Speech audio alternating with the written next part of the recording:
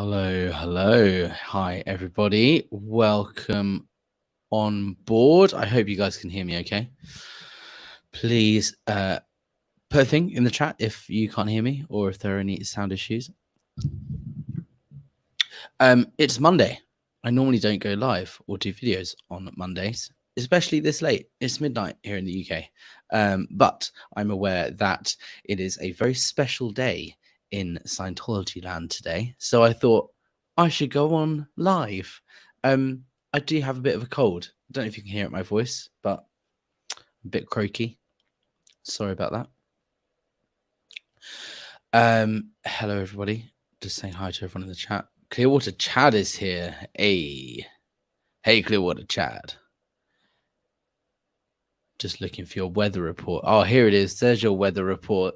72 and sunny in Clearwater, Florida. Nice. Good to know. Thank you for stopping by. Hello, Bottled Up Buttercup. Welcome on board. So today I am here. I don't want to use the word celebrate because I'm not exactly celebrating, but it is an important day in the calendar when it comes to Scientology, because today is March 13th, which is the birthday of Scientology founder L. Ron Hubbard.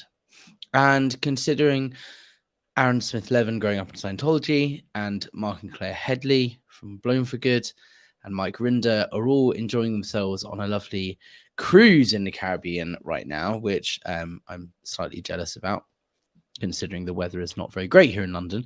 They're all having fun this week, and so they're not going to be online so much. So I thought, why not do a few more live streams and a bit more content than I would normally do this week, so that you guys get your Scientology fix. And with today being March 13th, LRH's birthday, I thought, what a better excuse to go live. So here I am. I don't have tons and tons to chat about, so please feel free to put your questions and stuff in the comments. I thought I'd start off by talking a little bit about the birthday game. So in Scientology, L. Ron Hubbard's birthday is an annual celebration. There is an event that is held, an international event that David Miscavige used to run, that was broadcast to all Scientology churches and orgs across the world, where all Scientologists were expected to attend and watch this video. And the idea is that it's a competition between organizations. So the London org would compete with Paris and New York and Milano and all the other orgs in the world, and they would compete in this game to try and grow or expand Scientology the most. So with this whole idea of the birthday game, the idea came from L. Ron Hubbard once saying all he wanted for his birthday was for Scientology to expand, instead of getting him physical gifts. So the idea is all these orgs would compete to expand and do the best they can. Obviously, I worked in Division 6A, which is the public-facing book-selling division of Scientology. I was the director of public book sales of the Church of Scientology in London. So my job was to sell books, and there is a policy in Scientology that says selling books is the most important or most effective way of expanding Scientology. And there's a policy that says books make booms, which is just another way of saying that selling books is how you get people into the church. So there are these things we had every year called the Bookathon, which happened, I believe it was twice a year, might have been more, where it was a week where orgs would compete to sell the most number of books, and that was just one of the ways we competed. And every week your stats would end up generating points, right? Birthday game points. And the org with the most number of points at the end of the year would win a prize. They'd get a trophy and a bit of money for staff gifts and things. We would go out occasionally for meals and drinks and that sort of thing if we were, doing well in the birthday game. So every week you would, on staff, get together and tally up your stats, right? Every Thursday. For some reason, the Scientology week began and ended at Thursday at 2 p.m. local time. Don't ask me why. I have no idea why that is, but it was just the way it was. So every Thursday at 2, that's when the week would end, and you'd have to tally up your stats as to how many books you sold, or how many auditing sessions you completed, or how many people were in your course room. Whatever your post was, you had a stat attached to that, and you would tally up those stats every week and submit your numbers. Your numbers would then produce you'd either get, off the top of my head, I believe it was 0, 1, or 3 or something birthday point. I think you got 3 birthday points if you did really good one week. Correct me if I'm wrong. I'm sure people in the chat will tell me the correct thing. It has been a long time. I'm pretty sure you got 3 birthday points if you're upstat in like a really good way. So every week you're 3 points, or 1 point if you're, I think it was 1 point if you're upstat, and 3 points if you're like in power or something. Like if your stats were majorly up on last week, you got 3 points. If you're just upstat, you got 1 point. And if you were down stat, you got 0 or something. I can't remember. Have to look it up. But anyway, so you got birthday game points, and they would all be tallied up, and you'd compete against other orgs. And this is the big day where the year starts, the year ends, and the new year starts. Because it's Owen Hubbard's birthday. So we, as a book selling division, would go book selling all the time. That was our main stat, to try and sell books, and we would do quite well. And in the staff meeting, we'd have a whiteboard where each department, each division would have their stats, and we would write, cool, we got this many book sales, or we got this many very well auditing hours done, whatever the stat was. And they would write 3 points, 1 point, whatever we tallied up, and we'd get, okay, this week we got 56 points, or this week we got no points, or 20 points, or whatever. And we'd keep a track of it, and kind of every month or so we'd get a report, and we'd see how other orgs are doing, and we would have a push within London to try and do better. Our main competitor in terms of book selling at the time I was in Scientology was Milano Org. Milano Org were doing really, really well in book sales, and they were considered St. Hill size for a short period of time while I was there. St. Hill size, just it's had different meanings over the years. It means the same size St. Hill used to be when Owen Hubbard was at St. Hill in East Grinstead. But it's been calculated in different ways, whether that be same size as it was in terms of money generated, or same size in terms of number of staff, or whatever. But the idea is that they want all orgs to be St. Hill size. So Milano Org was bigger than London was at the time, so we would always compete with them, but they would do really well at book sales. We'd do quite well over the time. But anyway, that is the birthday game. So every year the orgs would compete to try and win the birthday game. So I can guarantee you today there will be an event in Scientology. I don't know whether it would have been already recorded a couple of days ago and broadcast today, or whether they're going to record it now and broadcast it in a couple of days. But normally events would be recorded, and then within 2 days or so they would then broadcast at all orgs internationally, so all Scientologists can hear what's going on and all the amazing things that are happening in Scientology. So the LRH birthday one was a big event. It's not a public event. It's not for any random person off the street to come in and watch. It's an event for Scientologists only, and the event is where Dave Miscavige, chairman of the board, COB, would stand up on stage and talk about, hey, look, this org has done this many auditing hours, and look how much Scientology is expanding, and announce the winners and so on. The funny thing is, now I did a video on this fairly recently about the videos that they would produce. So as part of the birthday game, when they would announce the winners and announce to everyone how well or how good an org is doing, they'd show a video. Now, London was doing quite well in terms of book sales. So Golden Era Productions, which is the, now it's Scientology Media Productions, SMP, but before that it was Gold, that produced all the videos and the multimedia production, etc. for Scientology. So they would come to the org and they would video record stuff because we were doing really well in the birthday game. So they wanted to show at this event a video of how many books are selling and how London are doing it. London are, smashing the birthday game, and look at how great London is at how many books they've sold and so on. So Gold came to do a video at the org and said, look, can you just we won't get in your way. We'll just film you because we want to show the world how you do it and how you sell so many books. But all they did was get in the way, and the shots were completely faked. We had to get so many people off the street, and we used to say to them, hey guys, would you mind just coming in and sitting down, because we're making a film and we want to make the place look busy. You don't need to buy anything. You just need to sit down for 5 minutes while we get this one shot. That's how we got people into the building to film this thing. And this video was shown at the March 13th L. Ron Hubbard birthday event to Scientologists internationally. And it was shown as, hey, look, this is how great London is, and look how busy London is. There's loads of people. There's nowhere left to sit. All the seats are filled. Look, that's what it's like every day in London Org. It's not what it was like every day in London Org. It's what it was like that one day when we had to get people in for the purpose of this video. It's not an accurate representation of what it was like every day in London Org. But regardless, that's what we did to make the videos, make it look busy in the videos. And that happened all over the world. There are lots of other Scientologists who I've spoken to since leaving that have also said the same thing. Gold would come in and say, hey, come and sit down and make it look busy, just for the purpose of the video.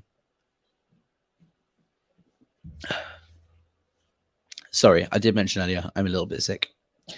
So you can probably hear my voice. Sorry about that. But anyway, let's have a little look at the chat. Hello, everybody. What's going on? Lots of love in the chat.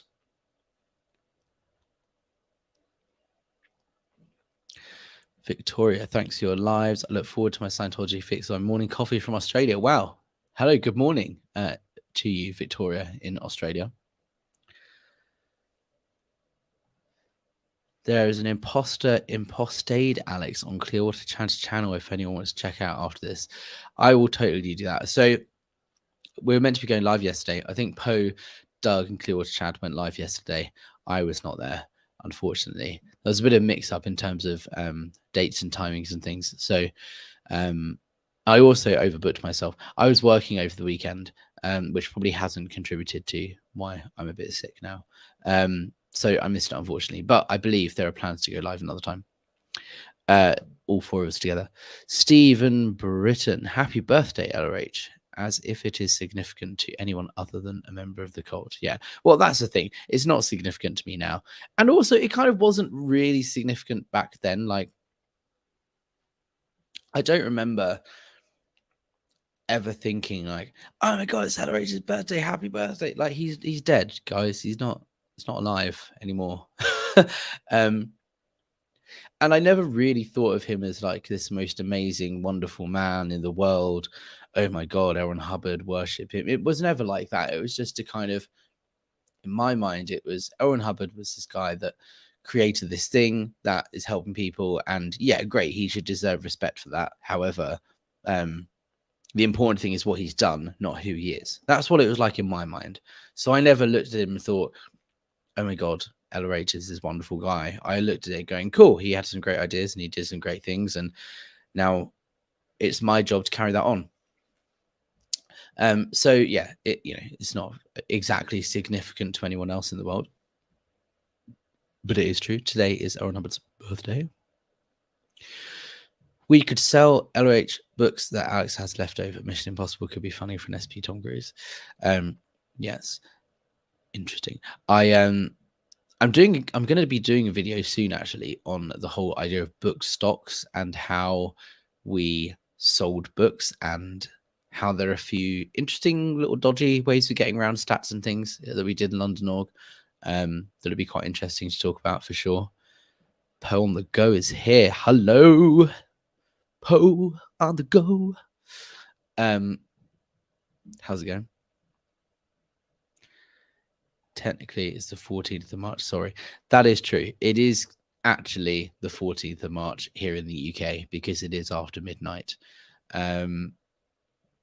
But I'm doing this mostly because I know I'm aware the majority of my followers are American, so that's why I've gone live at this time.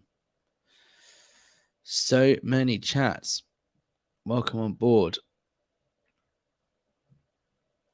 Nice. Hey, Catherine. Hi, how are you? That's an interesting thing, actually. I haven't announced this yet. Catherine and I will be going live this week. I believe, was it Thursday we said, Catherine? I'm pretty sure we said Thursday. We're going to be going live together to talk about superpower and the cause resurgence rundown, because Catherine Orson and I were both in Scientology working on staff at the time that they opened the new superpower building, which is located at Flag, their headquarters land base in Clearwater, Florida. They basically created this whole new extension, renovated this big building, and connected them with this bridge across the road where they deliver superpower and cause resurgence, which are these amazing, were marketed as amazing new rundowns in Scientology. So we are going to be doing a video about that on Thursday. Yes, Catherine just said Thursday, because I just remembered the conversation we had. We agreed we're going to do it at 7 p.m. UK time, because that's Thursday at 2 in Catherine's time zone. So that's hilarious, because what I was saying earlier about the week and the birthday game and that sort of thing, the week in Scientology begins and ends at Thursday at 2 p.m. So we decided to go live this Thursday at 2 p.m. because that's a significant time in Scientology. So yeah, we're going to be doing that. It's going to be a really interesting chat. Please do come along if you can. And it'll be really interesting to talk to her about that and see what we can come up with and all of that. We're also going to be going live with Doug, Dazed But Not Confused, tomorrow, Tuesday 14th. I'm going to be talking to him about all sorts of stuff, mostly focusing on things like recovery, the recovery process, and just talking about our similarities and differences, because being in a cult, being in a coercive group, being in a religious group of any kind, and then coming out of it is quite a big journey. Because if you have put your life towards something and have focused on it, and you believe that this is the most important thing you can do in your life, and then to change that perspective is a big change, and that's a big thing to happen. So we're going to be talking about that recovery process and what it looked like for both of us, and how it was the same and how it was different, and what people can do for those recovering from cults and coercive groups. I just saw Catherine's message. Please say 3 p.m. I need to bump it a little bit. That's absolutely fine, Catherine. I'll message you after this, and we can finalize the schedule. But Thursday, definitely Thursday, Catherine and I will be speaking. Oh, excuse me, I'm definitely ill. Layla, where's your SPTV logo? Well, look, okay. So SPTV, I don't know how I feel about this, because I like it. It is funny. I do have the logos. Mark Headley did send them over to me, and I do have them. I can use them. But I'm still very unsure about whether I want to be considering myself as part of this SPTV thing, only because, I don't know, I feel like I want to tell people stories, and I want to share experiences, and I want to give people a platform to do that.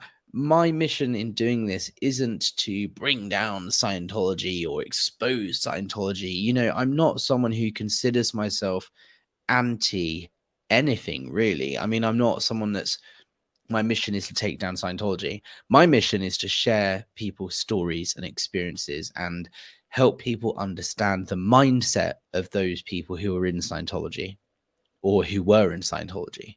My mission isn't to take down Scientology.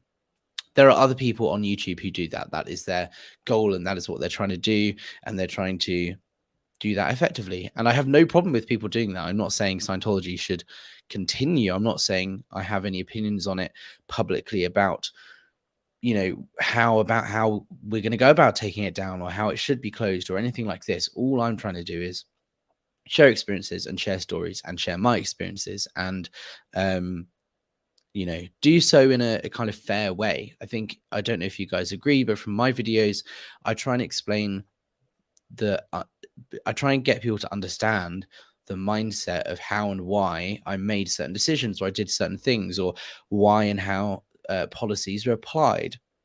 So that kind of gives people context as to what's going on in someone's mind that's in Scientology. So branding myself as part of this SPTV, I don't know. I don't know if that comes across as making it seem like my goal is to take down the church, because that's not my goal.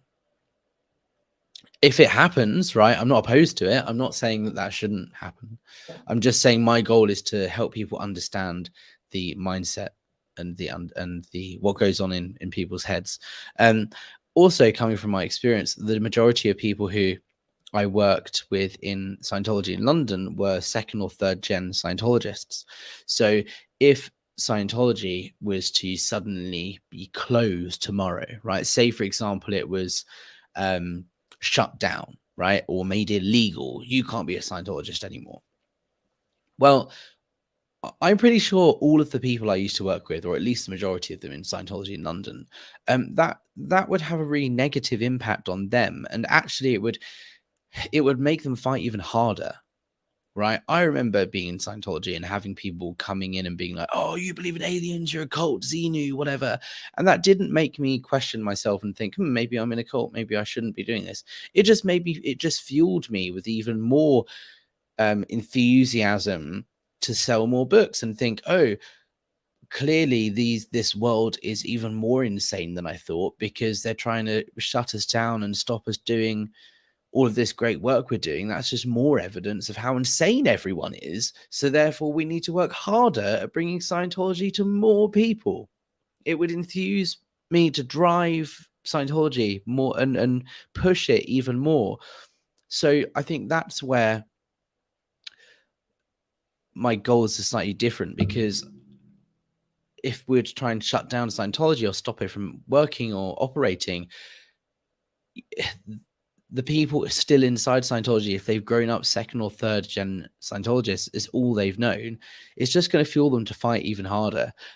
So I think it's more about conversations about why and how things happen, helping people to understand the concepts and the beliefs of Scientology, and from that, maybe people can make their own decisions about leaving or coming out of Scientology or whatever. Because when I was in Scientology, if someone was to say to me, "Do you need help getting out? Are you stuck here? Are you really happy?"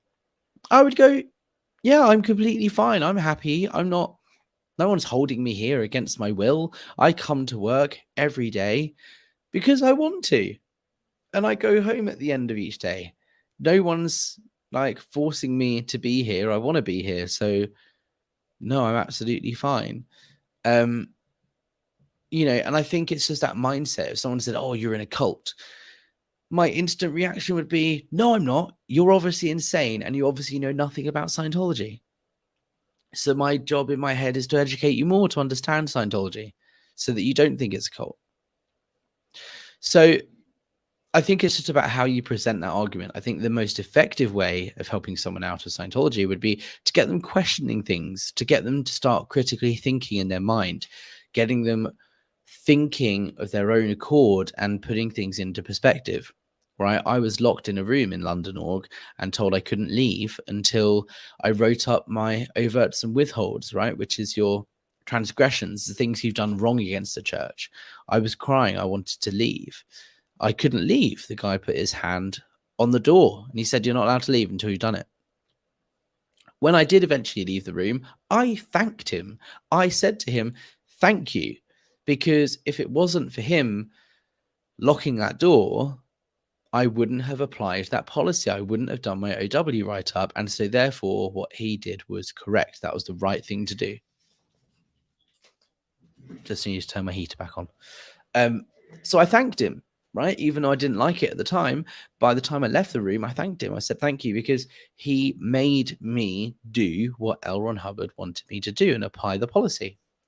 So I think it's important to understand that and question it. And when you look back on it, go, well, actually, in retrospect, was that the right thing to do? Lock someone in a room and tell them they have to write up everything they've done wrong against the church? Obviously, that's not a nice thing to do to anybody. And obviously, that's not a nice thing that has happened. But for a Scientologist like myself at the time, I thought that was a good thing, right? I didn't like it. I wasn't happy. But then turned it around, and in my head I thought that that was the right thing to do, even though I was unhappy about it. And in my mind that justified it, and I thought, okay, fine, that's great. Yeah, I was unhappy, but I understand now that that was the right thing to do. And so I think that's where the goal needs to be, with helping people understand how that mindset happens in Scientology and getting people to question it, to the point where I am now of going, yeah, that wasn't the right thing to do. And so giving people a perspective on it, that's the way we're going to most effectively help people out of Scientology. Anyway, I'm missing so many chats. I'm sorry. Jumping in and out. Hey, Po, good to see you here. No worries about jumping in and out. You're welcome.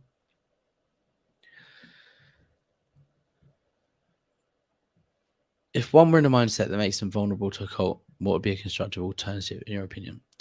Well, this is the thing. I don't think you have to be vulnerable to be in a cult. I think cults and coercive groups.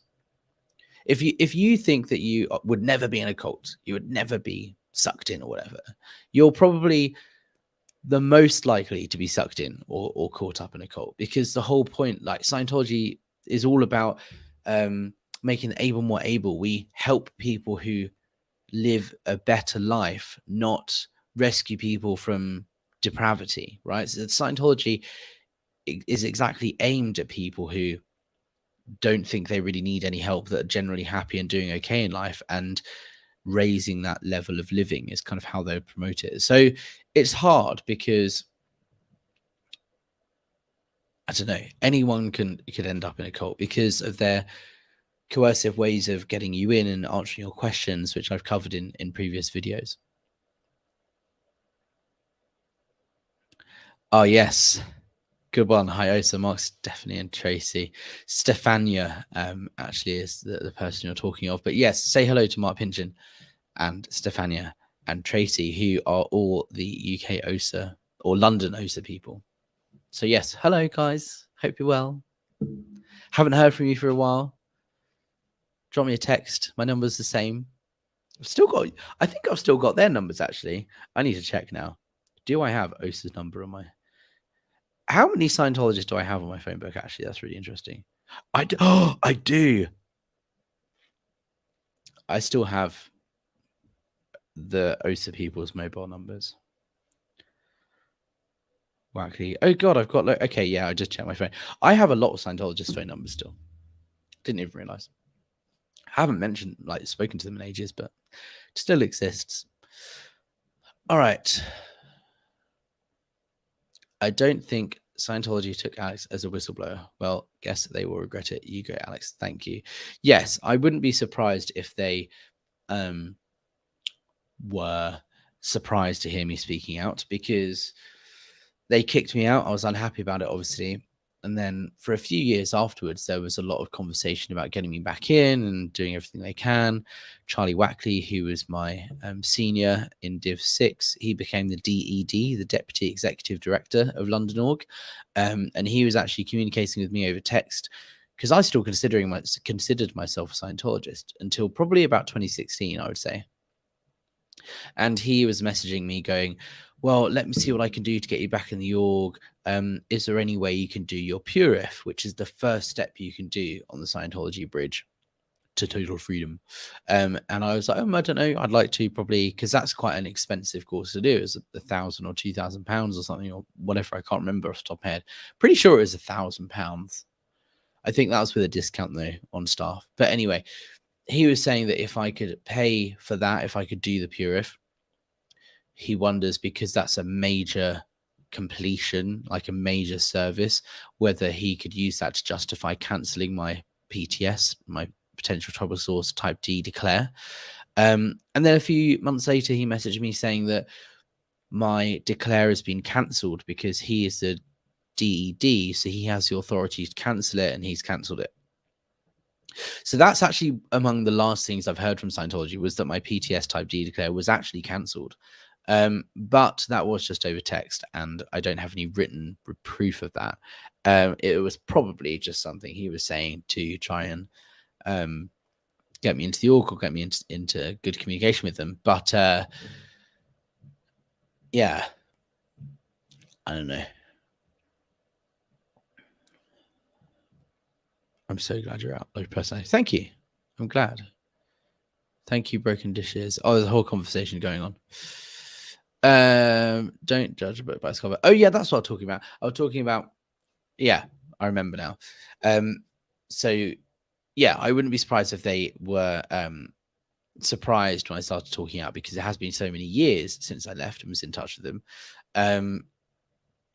And yet I haven't said anything. I've been quiet for all these years, and now suddenly I'm talking out.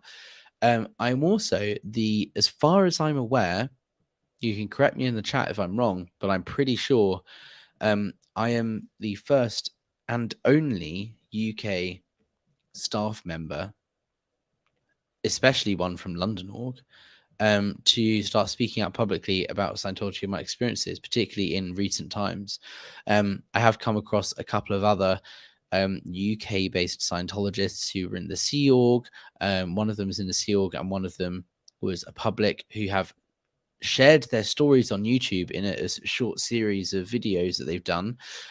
However, I don't believe either of those two people that I'm thinking of started channels and started doing lots of videos and kind of made it a little bit of a mission like I have done. So I think I'm the first UK staff member to speak out publicly to the extent I'm speaking out, and also that has left so recently.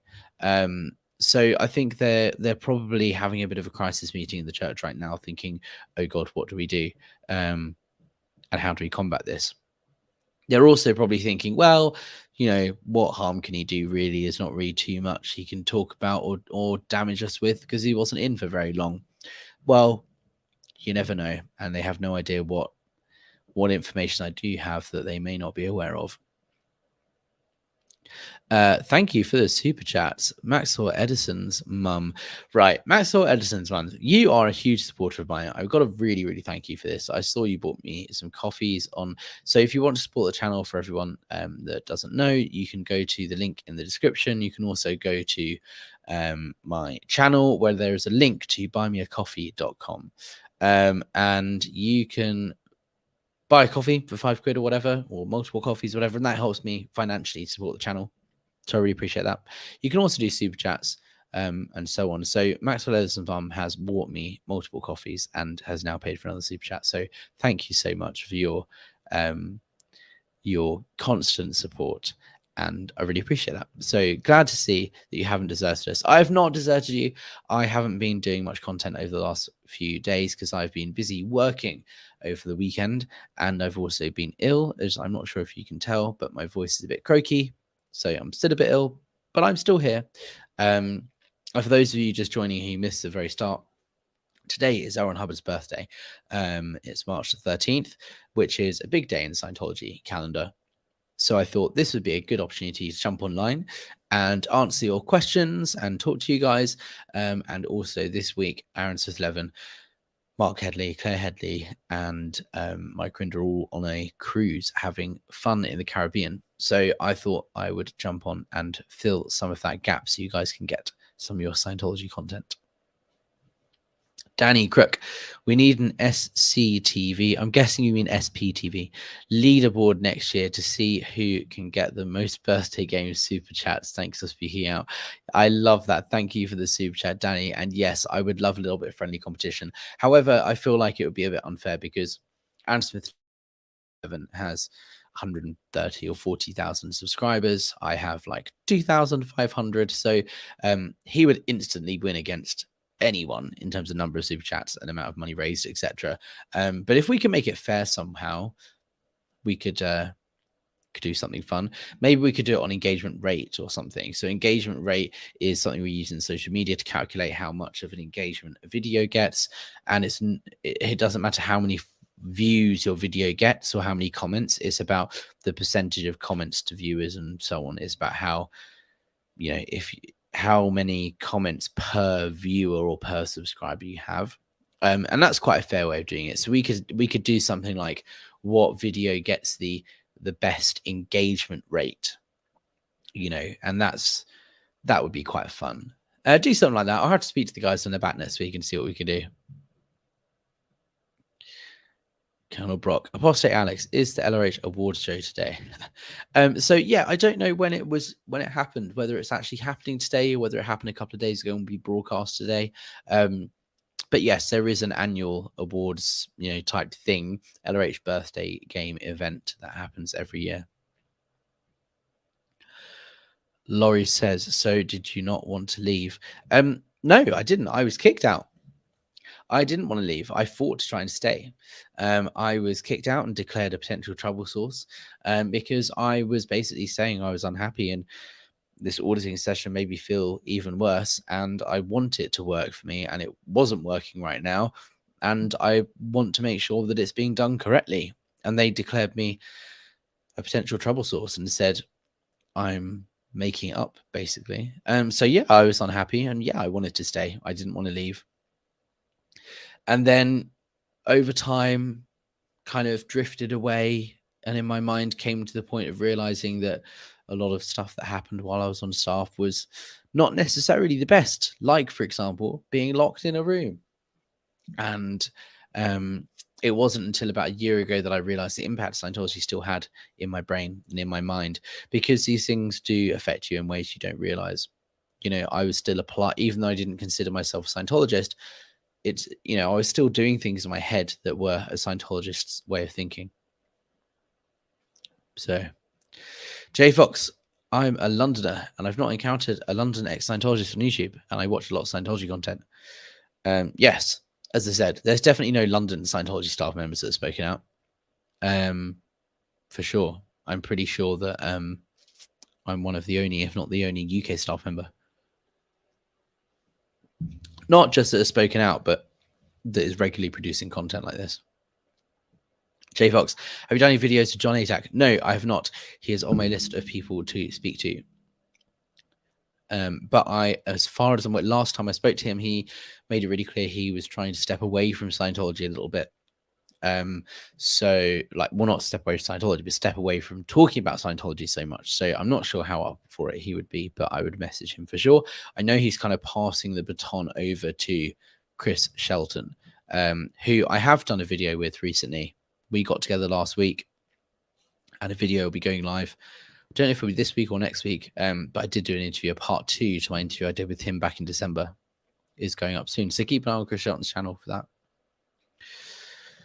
Alrighty. I'm going to be heading off fairly soon, so get your chats in now so that they don't get missed. Post it, Alex, how far up the bridge did you get? Why we declared SP the specific crime? So didn't get very far up the bridge, because when you're on staff, you do a lot of staff training and did a lot of auditing that wasn't necessarily bridge work. Going up the bridge is its own set of things. So all of the work that I did, primarily were introductory services when I first started getting into Scientology. PTSSP course, the problems of work, but I did loads of book courses, did the basics and so on. And I did some TRs, some bull baiting, which is a type of TR where people will shout at you, try and get you to react.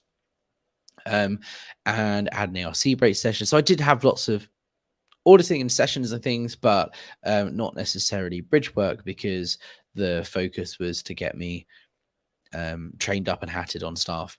Why were you declared SP? I was not declared SP. They kind of don't really do SP declares anymore, so I'm probably still not declared SP. But I'm probably considered an SP, yes. But as far as my declare goes, I was declared a potential trouble source, which is officially kind of effectively someone that's connected to a suppressed person. I was declared PTS type D, which is a responsible for condition case. I did a video on it with Catherine Olsen a week or two ago, so definitely go and check that out. Come on now, you like being locked in a room. You don't fool us all. Well, it depends who's locking me in there, to be honest. I'm joking. Yeah. What are your thoughts on the OSA monitors? How do you think they stay in seeing all the videos and stories of the abuses? Are they getting rewarded with extra cash or surroundings? No, I don't think they're getting rewarded with extra cash or anything like that. How do they stay in with seeing all the stories? Well, because when you're in Scientology, even if you see stuff that's negative, that doesn't make you think, oh God, maybe they're right. Because you think, oh God, these guys obviously have got some hidden agenda to take down Scientology, or, they are so aberrated in their minds. Everything they're saying is a complete lie. So they watch content all the time and report on it. I got this in Div 6 when I was in the public facing part of Scientology. It was like, well, I got people all the time telling me about abuse stories and things in Scientology. I had watched the BBC Panorama documentary before I joined Scientology. I was very well aware of claims of abuse and all this sort of stuff. But in Scientology, they managed to get your mind to a place where you think, well, maybe that's being misrepresented or misreported, or it's not as bad as it seems, or it's been misinterpreted, or this isn't really how it is. Yeah, they're saying that, but that's not really what happened. So for these OSA people, they're probably watching it going, well, he's saying that, but it wouldn't have really been like that. He wasn't really locked in a room. He was probably in a room and was told, you've got to stay here and do this. And now he's blown it up into, you've been locked in a room. I can 100% guarantee you, I got up to leave and the ethics officer put his hand on the door handle and I was not able to physically leave that room. But for an OSA person, they'll be thinking, well, like Casey Lohman said in her interview with Andrew Gold recently, when I posed her that question, her response as well, what did he do to deserve that? If you're in OSA, if your job is to watch these videos, you're probably among the most dedicated and brainwashed, or whatever you want to call it, members of people who fully believe in Scientology. So watching videos like this is probably not going to have too much of an impact on you. To be an OSA, there's lots of qualifications to be an OSA.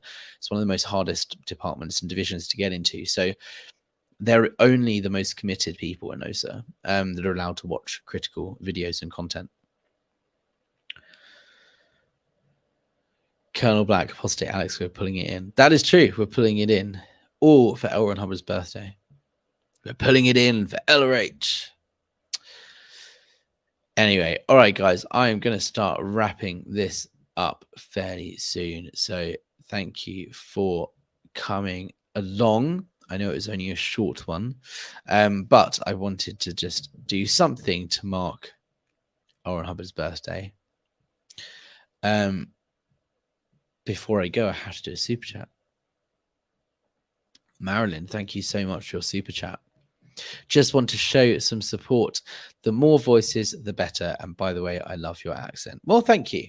And you are 100% correct that the more voices, the better. The more people that are talking about this stuff, the better. And the more videos and channels there are, the better. It's so true. There is lots of talk about what happens when live streams clash. If Aaron Smith-Levin is live and Chris Shelton is live and Poe on the Go is live, at the moment there's only a handful of us talking out, so there's it's possible to potentially avoid clashes. But if what we want happens, which is lots of people on YouTube talking about Scientology, then it's inevitable that there are going to be clashes.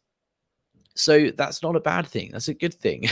So in my view, I think if the more clashes, the better, because that's just an indication that there's more people talking about Scientology publicly. And if you think about it, the more lives, the better, because OSA don't have enough staff to keep up with this stuff, and they don't have the manpower to watch 100 live streams every day, right? Because they don't have enough people. So actually, the more stuff we do, the better. Kim S, thank you for the super sticker.